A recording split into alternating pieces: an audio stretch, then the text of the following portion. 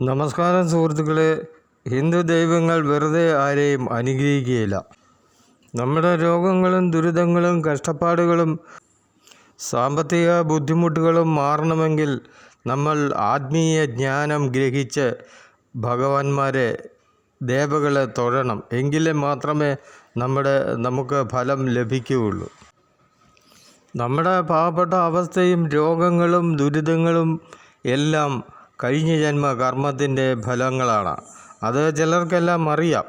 പക്ഷെങ്കിൽ ഇതിൽ നിന്നുള്ള രക്ഷ എന്താണെന്ന് പലർക്കും അറിയുകയില്ല. പലരും കഴിഞ്ഞ ജന്മ കർമ്മങ്ങളെ പഴിക്കുകയാണ് ചെയ്യുന്നത്.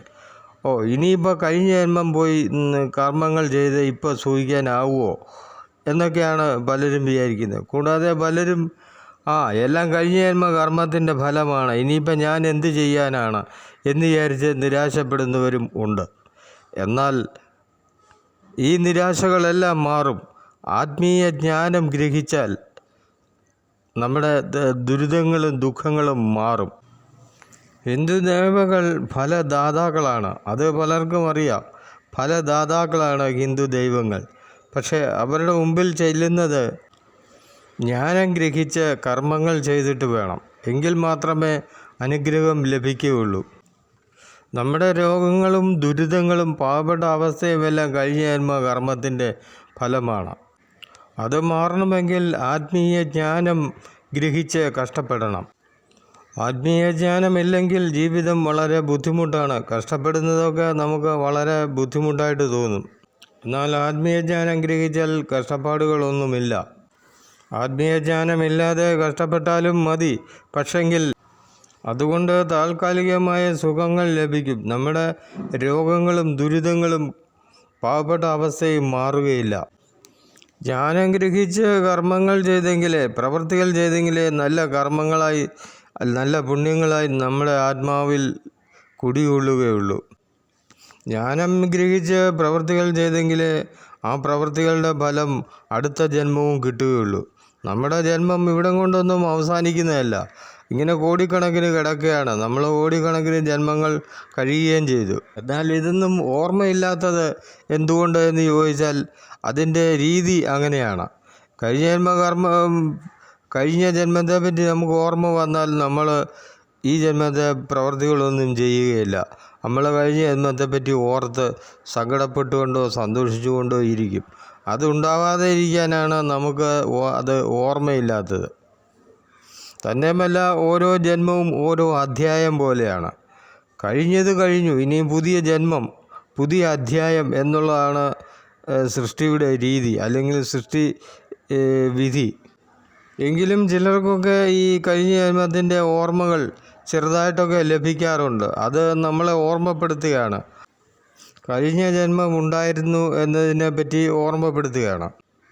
കൂടാതെ ഈ ജ്ഞാനത്തിലൂടെ നമ്മുടെ അച്ഛനമ്മമാരെ നോക്കി നമ്മുടെ കഴിഞ്ഞ ജന്മ കർമ്മങ്ങൾ മനസ്സിലാക്കാവുന്നതാണ്. നമ്മൾ ഇപ്പോൾ നേടുന്ന ഈ ആത്മീയ അറിവ് പല ജന്മങ്ങളിൽ ഉപകാരപ്പെടും. ഈ അറിവ് നേടിയില്ലെങ്കിലോ നമ്മൾ ഇന്നത്തേതിനേക്കാൾ മോശമായി പുനർജനിക്കും. ആ ജന്മവും നേടിയില്ലെങ്കിൽ അതിനേക്കാൾ മോശമായി അടുത്ത ജന്മം ഉണ്ടാവും. അങ്ങനെ നമ്മുടെ ശരീരം രോഗപ്രതിരോധ ശക്തിയെല്ലാം നശിച്ച് രോഗങ്ങളും ദുരിതങ്ങളും ഒക്കെയായിട്ട് പുനർജനിച്ചുകൊണ്ടേയിരിക്കും. ഒടുവിൽ ഇതിന് പുനർജനിക്കാനാവാത്ത അവസ്ഥയും ഉണ്ടാവും. അത് വളരെ വേദനാജനകമായ അനുഭവമാണ്. ഒരു അടച്ചു പൂട്ടിയിട്ട മുറിക്കുള്ളിൽ അകപ്പെട്ടതുപോലെ ഒന്നും ജനിക്കാനാവാതെ ആത്മാവ് കഷ്ടപ്പെടും. ആത്മാവിൻ്റെ ഇഷ്ടമെന്ന് പറയുന്നത് ഇങ്ങനെ വല്ല കാലത്തുമൊക്കെ ഇങ്ങനെ ജനിച്ചുകൊണ്ടിരിക്കുന്നതാണ്. കാരണം അനന്തമായ ബഹിരാകാശത്ത് വിരസമായി ജീവിക്കുന്നവരാണ് ആത്മാവുകൾ. അങ്ങനെയുള്ള ആത്മാവിന് ഒരു ആശ്വാസമാണ് ഇടയ്ക്കിടെയുള്ള ജന്മങ്ങൾ. അതിനാണ് നമ്മളൊക്കെയും പുനർജനിച്ചു കൊണ്ടിരിക്കുന്നത്. എന്നാൽ പുനർജന്മം വേണ്ട എന്നൊക്കെ ചിലർ പറയും. അത് അറിവില്ലായ്മയാണ്. അത് വിരസമായ അവസ്ഥയാണ്. ബഹിരാകാശത്ത് നമ്മളിങ്ങനെ വിരസമായി കിടക്കും. നമ്മുടെ കർമ്മങ്ങളൊക്കെ ഇല്ലാതായാൽ, നമ്മൾക്ക് പുണ്യങ്ങൾ ഇല്ലാതായാൽ നമ്മൾ സ്വാഭാവികമായി പുനർജനിക്കുകയില്ല. അതുണ്ടാവാതിരിക്കാൻ നമ്മൾ കർമ്മങ്ങൾ നേടുക, അത് നല്ല കർമ്മങ്ങൾ നേടാൻ ആത്മീയ ജ്ഞാനം നേടി തന്നെ കർമ്മങ്ങൾ നേടുക. ആത്മീയ ജ്ഞാനം നേടി കർമ്മങ്ങൾ ചെയ്തെങ്കിലേ ദേവകൾ നമ്മളെ അനുഗ്രഹിക്കുകയുള്ളൂ. അല്ലാതെ വെറുതെ അങ്ങോട്ട് ചെന്ന് പ്രാർത്ഥിച്ചാൽ ദേവകൾ നമ്മെ അനുഗ്രഹിക്കില്ല. നമ്മളൊക്കെ പലപ്പോഴും ചെല്ലുന്നത് നമ്മുടെ കഴിഞ്ഞ ജന്മ പാപങ്ങൾ മാറ്റണേ എന്നൊക്കെ പ്രാർത്ഥിച്ചാണ് അമ്പലങ്ങളിൽ ചെല്ലുന്നത്. ഞാനും ഈ ആത്മീയജ്ഞാനം കിട്ടുന്നതിന് മുമ്പേ അങ്ങനെയായിരുന്നു. നമ്മുടെ പാപങ്ങളൊക്കെ ക്ഷമിച്ച് നമ്മളെ അനുഗ്രഹിക്കണേ എന്നാണ് നമ്മൾ പ്രാർത്ഥിക്കുന്നത്. പക്ഷെങ്കിൽ ഭഗവാന്മാർ ഫലങ്ങൾ മാത്രമേ തരികയുള്ളൂ, നമ്മുടെ പാപങ്ങൾ മാറ്റുകയില്ല. അത് ആത്മീയ ജ്ഞാനം ഗ്രഹിച്ച് അല്ലെങ്കിൽ ആത്മീയ അറിവിലൂടെ നമ്മുടെ പാപങ്ങൾ മാറ്റണം. കഷ്ടപ്പാടുകളിലൂടെയാണ് പാപങ്ങൾ മാറ്റുന്നത്. അങ്ങനെ നന്നായി കഷ്ടപ്പെടണമെങ്കിൽ ആത്മീയജ്ഞാനം ആവശ്യമാണ്. ആത്മീയജ്ഞാനമില്ലെങ്കിൽ നമുക്ക് ചെറിയൊരു ജോലി പോലും കഷ്ടപ്പാടായിട്ട് തോന്നും. അതുണ്ടാവാതിരിക്കാൻ ആത്മീയജ്ഞാനം ഗ്രഹിക്കുക. കൂടാതെ ഈ ആത്മീയജ്ഞാനം നിങ്ങൾക്ക് തരുന്നവർക്ക് ഒരു ഫീസ് കൊടുക്കുന്നതും നല്ലതാണ്. അത് വലിയ പുണ്യമാണ്.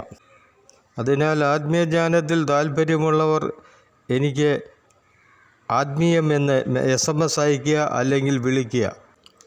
അപ്പോൾ ഞാനിതിൻ്റെ അറിവുകൾ വാട്സപ്പിലൂടെയോ അല്ലെങ്കിൽ നിങ്ങളുടെ ഫേസ്ബുക്കിലൂടെ തന്നെ അയച്ചു തരുന്നതാണ്. നന്ദി, നമസ്കാരം.